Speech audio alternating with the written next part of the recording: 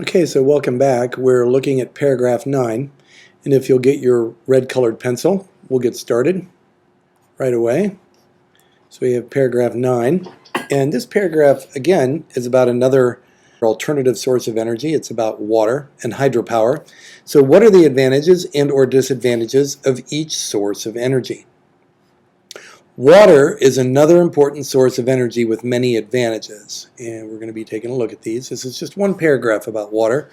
Moving water, or hydropower, has been used for centuries to turn wheels, turn power mills. Usually we see people locating along rivers and streams when we had settlers that were moving and creating settlements. Today, falling water is used to turn turbines to generate electricity. This hydroelectricity is then sent through power lines to homes, schools, and businesses. Like wind, the kinetic energy of water is renewable and available on a perpetual basis. This idea of perpetual meaning like forever. It's also a clean source of power that does not pollute the environment. One disadvantage is that drought-prone areas or areas with few water resources cannot benefit from this type of energy. So if you would get your green colored pencil. And so hydropower, moving water, has been used for many centuries. And what's its function? Moving water turns wheels, turns power mills along the rivers. Way back when we had water wheels. Back in the time of the settlers and even in the early colonies, some of the first things they did was to use water wheels. So perpetual, let's make sure we understand what this word perpetual means. This is like on and on and on and on forever. Meaning perpetual means just it keeps going. It doesn't stop. So, and again, this is this idea of renewable. So water is a renewable energy source. It keeps raining. And so a renewable energy source. Get your blue colored pencil. And the main idea is in this paragraph. Falling water is used to turn turbines to generate electricity, and this gets a double underline. And as you can see down here below, I've got a couple of pictures. Here's a dam, a large hydroelectric plant, and the way a hydroelectric plant works is that water is stored up behind a dam, creating potential energy. You should pause this right now and make sure you get this marked because I want to show you another picture. So here you see a diagram of a hydroelectric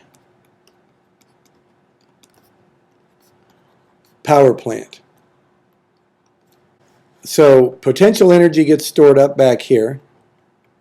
This is water being held up against this earthen dam, and all this water wants to go downhill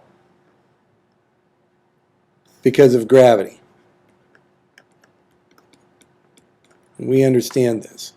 Potential gravitational energy pulls the water downhill, and so we have these waterways, these little chutes that allow water to come down and go through a turbine room or a mechanical device that is designed to allow water to push through it under pressure. This turbine is on an axle that is connected to a generator that's on the same axle. This turbine spins, which in turn spins the axle, which in turn spins the generator. And we have magnets here. They're not showing in this picture, but there are always magnets. Where there's a generator, there are magnets. And as the generator turns and spins, electricity is produced through the electromagnetic field between the magnets and this winding, it's called an armature, this winding of wires, producing electricity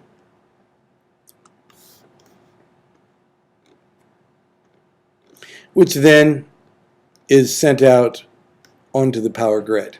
and into the switching stations and power modulation stations and sit out into the power grid. So in this way, water, when stored behind an earthen dam or behind a structure that allows the water to be held up or backed up and piled up so that it creates potential energy, water can be used to allow it to run downhill through the chutes or through the waterways. They'll spin the turbine spins the generator and the magnets produce electricity.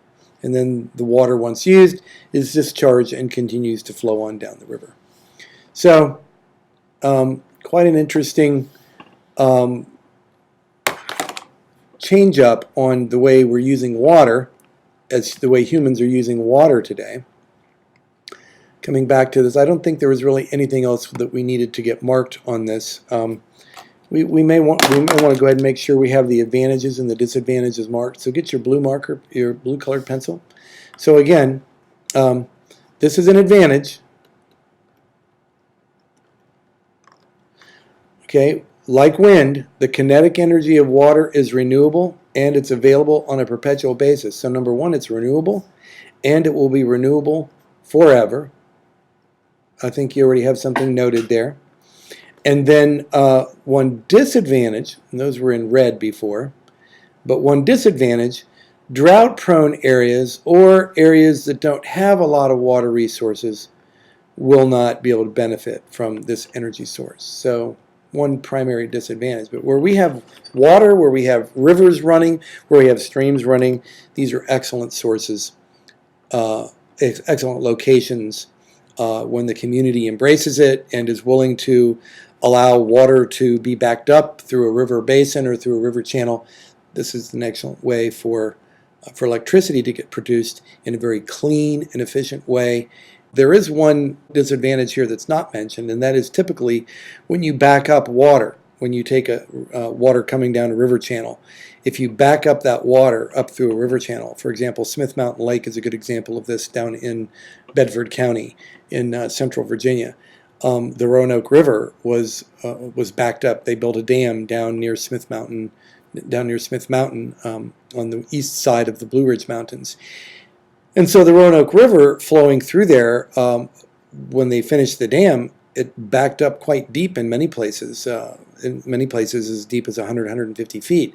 And there were a lot of farms, there were a lot of people living in the valley down by the river. As you can imagine, when people went to that area, they wanted to be down near the water.